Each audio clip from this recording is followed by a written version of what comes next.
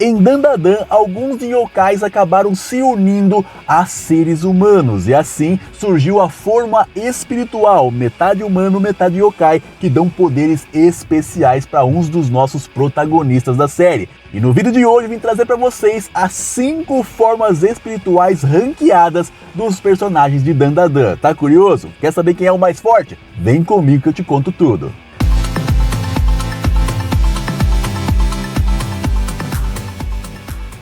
Fala galera, beleza?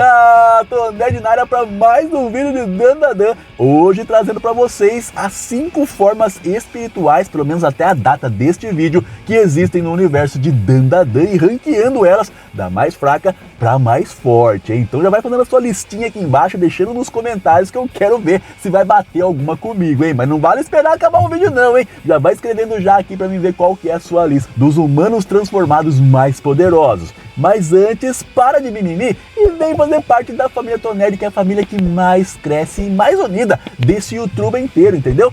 Não fique de fora dessa família que recebe vídeos diariamente para te entreter e para te informar também das obras que nós mais amamos, certinho? E agora, sem mais enrolação, bora saber as formas espirituais mais poderosas de Dandadan.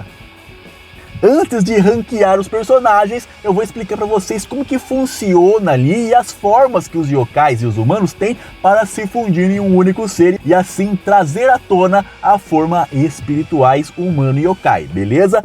Existem algumas formas, a primeira delas foi mostrada no começo do anime mangá de Dandadan, que é quando um yokai, que no caso aqui é a Velha Turbo, possuiu o corpo do nosso protagonista Okarun. Nesse primeiro método, digamos assim, de fusão, o yokai tem controle total do corpo do humano que foi possuído, beleza? Como nós vimos, o Okarun não tinha controle nenhum quando a Velha Turbo estava à frente, né, do controle do seu corpo. Mas aqui não é uma forma espiritual, porque era só a manifestação da Velha Turbo total usando o corpo do Okarun. A primeira vez que nós vimos ali a manifestação de uma forma espiritual foi quando a Aira conseguiu suprimir ali a Velha Turbo e separar ela do corpo do Okarun. Ou seja, a aura da Velha Turbo ficou no corpo do Okarun, se fundindo, se somando com a própria aura do Okarun em si. E a personalidade da Velha Turbo, que é aquela loucura, aquela velha doida, né? Foi colocada no gatinho lá da sorte, lá do Japão, beleza? Então aqui temos a primeira maneira. É o yokai deixar a sua aura dentro do corpo de um humano. E por conta disso, o humano fica no controle total do seu corpo, mas também consegue acessar os poderes desse yokai. No caso do Okarun, os poderes de corrida da Velha Turbo, beleza, galera? E da mesma forma que aconteceu isso com o Okarun, aconteceu a mesma coisa, tanto com o Uzuma, como também com a Rin Shiratori, beleza? Eles também receberam ali a aura de yokais, mas a personalidade desses yokais fica de fora, fica de lado, e eles conseguem então ter controle total dos seus corpos e dos poderes desses yokais, beleza? Mas tem também a segunda maneira, que é a maneira que a Shiratori conseguiu os seus poderes, que foi a própria yokai da acrobata de seda desistindo da sua vida espiritual, digamos assim, e transferindo a sua aura para o corpo da Aira, que já não tinha mais vida, ou seja, ela trocou a sua vida com a vida da Aira, e por conta disso a Aira ali ressuscitou, sendo a própria, né, a personificação da acrobata de seda, mas com o controle total do seu corpo e usando os seus poderes da maneira que ela quiser, beleza? Então essas são as formas de yokais e humanos se fundirem, pelo menos até agora mostrados no universo de Dandadan. E agora que você entendeu o que são essas formas, bora para nossa lista. Em quinto lugar, lá na lanterninha desse campeonato, está a Rin Sawaki. Sim, ela era uma menina que desde criança gostava muito de cantar e ela tinha um grupinho ali na escola de garotas, de amigas que cantavam e tinham o sonho de ser popstar ali no mundo da música lá no Japão. Só que tinha um problema. Diferente das suas amigas, a Rin não tinha pai, seu pai já tinha falecido e por conta disso, a mãe da Rin tinha que trabalhar muito, trabalhar triplicado para conseguir manter a Rin e manter também a sua sogra, que é a mãe do seu falecido esposo e falecido pai da Rin. E por conta da mãe dela trabalhar muito, as tarefas de casa e os cuidados com a avó ficava por conta da Rin, galera, porque não tinha que fazer, a mãe tem que trabalhar, senão não tem comida na mesa, né? Então a menina mesmo, piquititiquinha, tinha que cuidar desses afazeres aí, cuidar da sua vovó. E por conta disso, galera, desses vai e vem da vida da Rin, pequenininha ainda, a sua amiguinha Mai, que era sua melhor amiga e admiradora, acabou ali brigando com ela, achando que a Rin era uma invejosa, porque ela não queria participar dos ensaios, coisas e tal. Só que no dia de um grande concurso de música pop lá no Japão, onde seria a oportunidade de ouro para todas as meninas, inclusive para a Rin, a Mai foi sim com um grupinho, sem a Rin estar junto, mas chegando lá ela não conseguiu, ela não tinha confiança para subir no palco. Então a mãe da Mai ligou lá para a Rin para falar que ela ia buscar a Rin, para que a Rin fosse lá no concurso e entrasse junto com as suas amigas, com o seu grupo, né, para poder participar desse grande concurso e talvez ganhar e se tornarem estrelas do pop lá no Japão. Só que neste dia a Rin estava cuidando da sua avó. Mas no momento da ligação, a sua avó fala, cara, vai, fala que você vai, eu sou grandinha, vou me cuidar, vai lá, seja feliz, você tem que viver a sua vida. E então a Rin concorda em ir lá, e a mãe da Mai então pega a Mai e vai buscar a Rin na sua casa. Mas no caminho para a casa da Rin, elas sofreram um acidente de carro, que tirou a vida da Mai e também da sua mãe. E depois disso, galera, a Mai, rancorosa com a Rin, porque as duas não tiveram tempo de se conversar, de se acertar, acabou se transformando num yokai, o yokai do casco, galera. No caso seria o homem casco, mas no caso dela a mulher casco, tá? E esse yokai, essa amiga da Rin, acabou ali se atrelando a Rin, ficando ali como se fosse um encosto na menina, entendeu? Até a sua juventude, até o seu colegial. E foi aí então que a Rin conheceu o Okarun, conheceu a Momo, foi uma confusão gigante aí para vencer aí o espírito da mulher casco, que era a Mai, amiga da Rin, mas no final tudo se resolveu e a Mai então acabou se tornando um Pokémonzinho, um pet, igual a velha Turbo se tornou pro Okarun, e ficando junto com a Rin como uma espécie de maldição. Enquanto a Rin não se tornar uma grande estrela da música pop no Japão, a Mai vai continuar ali, indo com ela para todo quanto é canto e enchendo a cabeça dela, enchendo o saco para que ela cante, para que ela treine, para que ela vá nos concursos, para que ela se torne essa grande estrela do pop. E por conta disso, quando o calo aperta, né, a Mai acaba se tornando ali um microfone e emprestando os seus poderes gravitacionais para a Rin, galera. E então, quando isso acontece, a Rin fica, né, de biquíni, de tartaruga. E quando ela canta, ela consegue controlar a gravidade. Nesse caso, ela diminui a gravidade fazendo as coisas levitarem. Ela foi de extrema importância no arco da Caixa Mágica lá, né, do yokai das cantigas féricas, e também foi de grande ali ajuda no último arco lá do ginásio em Dandadan. E o poder dela ser gravitacional é muito interessante. Por enquanto ela só levita as coisas, mas vai que com treinamento ela consegue pesar as coisas também, né? Aumentar a gravidade. Aí seria um poder bem apelão. Só que o problema, galera, é que a área de efeito da técnica da Rin, digamos assim, é muito pequena. No momento são menos de 3 metros ali de área, o que dificulta bastante ela ser usada ali no campo de batalha. Dá uma ajudinha assim, mas não é de tão grande ajuda assim. Precisa de muito treinamento para melhorar esses poderes aí e subir nesse rank, beleza? Aira Shiratori.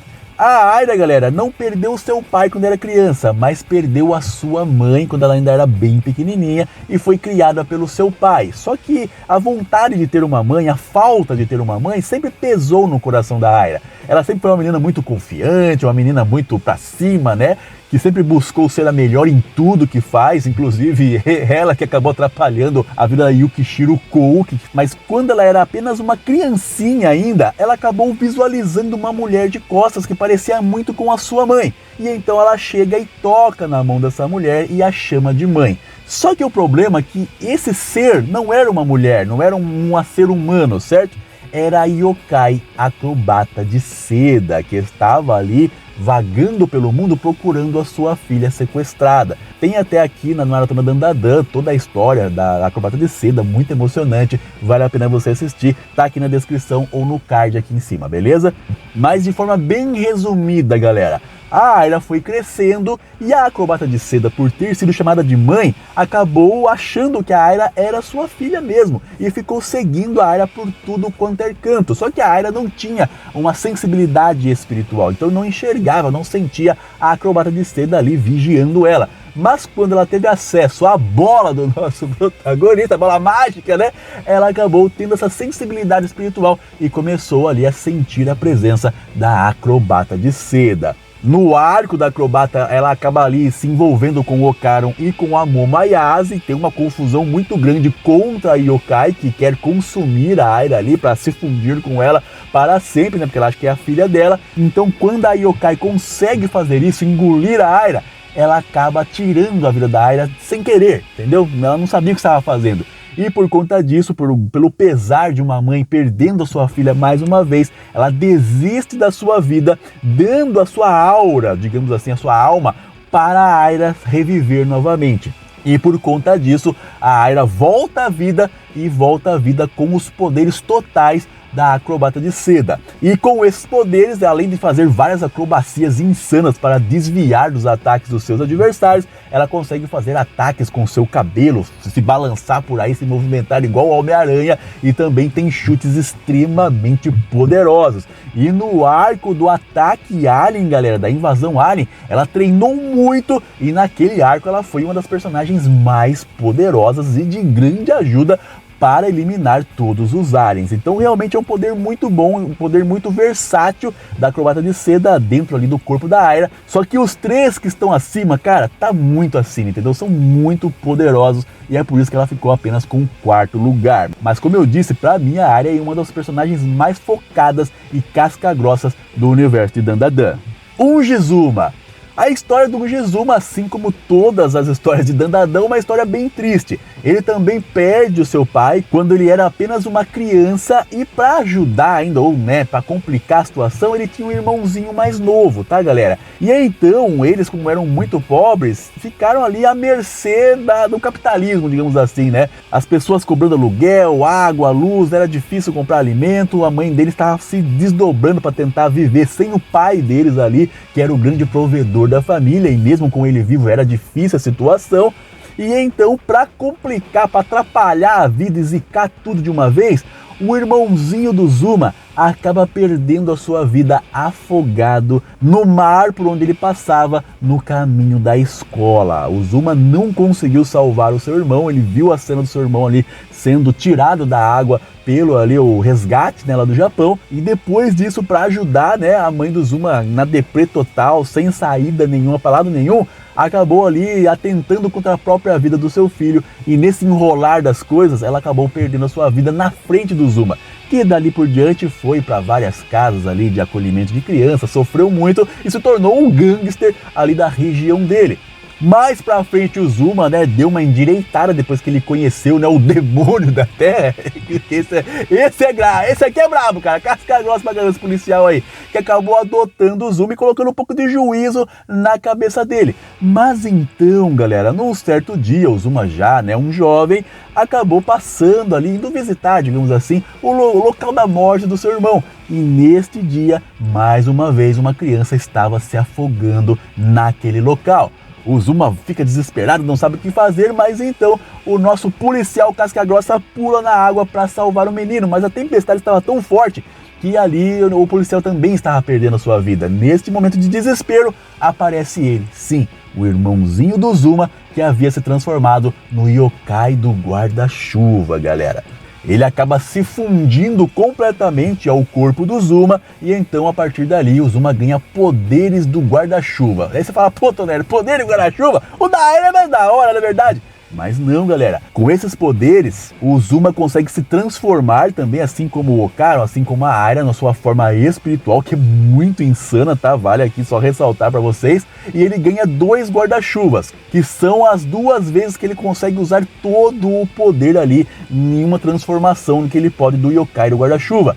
Com o poder do yokai, ele pode voar, galera, voar ali livremente como se fosse um jato, e a gente viu lá no arco das cantigas féricas que quando o Zuma é incentivado a dar 100% do seu poder, ele fica difícil, ele fica osso duro de roer, porque além de ser muito rápido, como um jato mesmo supersônico, atravessando a velocidade do som com o guarda-chuva, ele também consegue disparar rajadas de ar contra os seus inimigos, e são rajadas extremamente poderosas, cara. Na sua forma normal ele dispara 2 vezes e já aí não consegue fazer mais nada, igual o Ocaron, né, vai 2 vezes com tudo. Mas quando ele está ali a 100%, ele consegue disparar várias e várias rajadas, voar muito rápido, e os seus ataques físicos também são muito poderosos. Ele deu bastante trabalho no arco do Yokai das Cantigas Férias, que é da Caixa Mágica, mas ele fica aqui com o 3º lugar, porque o 2º e o 1º, pô, aí são os brabos e dos brabos do universo de Dandadan, né?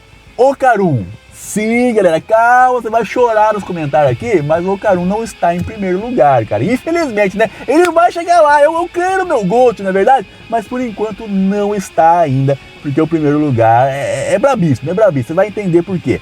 O Ocaron, como eu expliquei no começo do vídeo, ele acabou sendo amaldiçoado pela velha Turbo, mas depois que as coisas se resolveram, ele acabou ali ficando com a aura que contém os poderes da velha Turbo. Com esses poderes, meu amigo, o Ocaron ficou brabo demais da conta. Além de conseguir correr a 100 km por hora em qualquer pista, em qualquer ocasião, mais pra frente, com o treinamento e com a necessidade aparecendo, o Ocaron também conseguiu acessar um novo tipo de poder, que é se transformar em sinais elétricos e percorrer as linhas telefônicas muito mais rápido do que 100 km por hora, galera. E através desse poder, dele se transformar praticamente em energia, ele consegue dar ataques que devastaram com dezenas de aliens no arco do ataque alien de uma única vez, cara. O Ocaron desaparecia, aparecia que nem um raio no campo de batalha, ninguém conseguia se defender, ninguém conseguia ver de onde estava vindo os ataques do nosso protagonista, que fez um estrago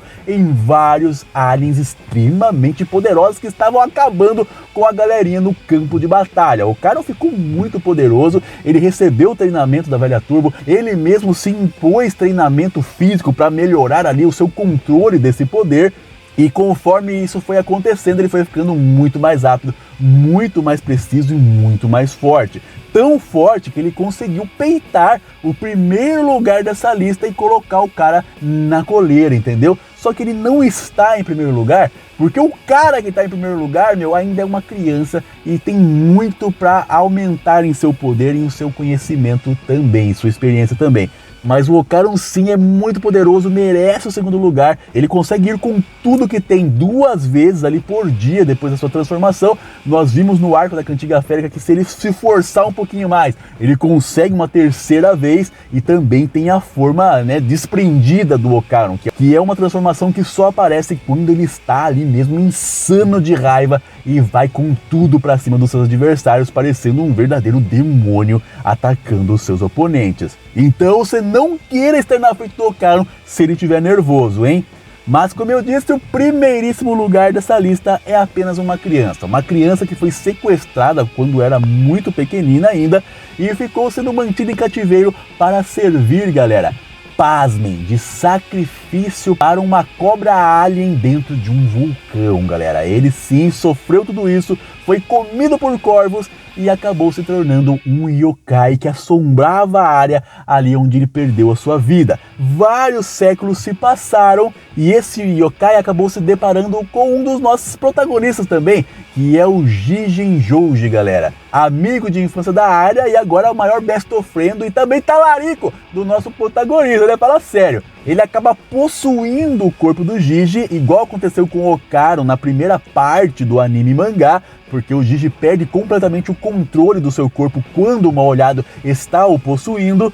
E quando isso acontece, cara, ele ganha um upgrade nos seus atributos físicos, na sua força, velocidade, resistência. Ele tem acesso, galera, à Casa Amaldiçoada, que é nada mais, nada menos do que uma casa feita dos espíritos das crianças e das pessoas que perderam a sua vida no mesmo ritual que o próprio yokai mal-olhado, galera. É muito insano. Ele consegue moldar essas almas rancorosas também em uma bola que ele usa como se fosse uma bola de futebol para fazer ataques extremamente poderosos. Nós vimos a primeira vez que isso aconteceu lá no arco da Casa Maldita de Dandadan, e ele realmente é um yokai difícil de tancar, galera. Nessa primeira aparição teve que juntar a Seiko junto com o Taro, junto com o Manjiro para fazer alguma coisa para prender o cara, porque vencer era quase impossível. Nem o Okaru indo com tudo não conseguia ser páreo para o Mal-Olhado, galera.